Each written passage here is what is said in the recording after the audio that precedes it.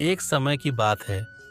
एक छोटा सा किसान अपने खेत में काम करता था। उसके पास एक बकरी थी जो उसे दूध देती थी और खेतों में घास भी खाती थी। एक दिन किसान की बकरी अचानक भाग गई और पास के जंगल में चली गई।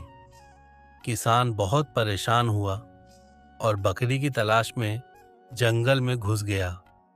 वह घंटों तक जंगल में भटकता रहा, लेकिन बकरी का कहीं पता नहीं चला। थक हार कर वह एक पेड़ के नीचे बैठ गया और खुद से कहने लगा, मैंने मेहनत से खेती की, बकरी की देखभाल की, लेकिन अब वह भाग गई। मुझे क्या करना चाहिए? तभी उसके पास एक संत पहुंचे। किसान ने संत से अपनी दुख भरी कहानी सुनाई।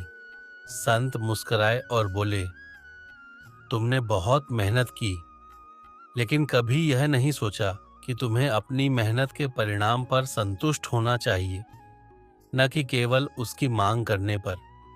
क्या तुमने कभी अपने मन से धन्यवाद दिया है कि तुम्हारी बकरी तुम्हारे पास थी? किसान को यह शब्द बहुत गहरे से महसूस हुए।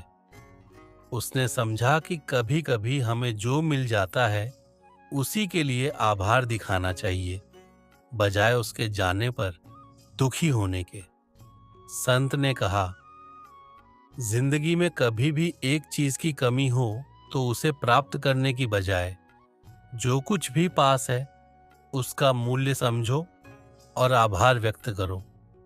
किसान ने उसी समय संकल्प लिया कि वह अपने जीवन में हर चीज के लिए धन्यवाद देगा, चाहे वह छोटी हो या बड़ी।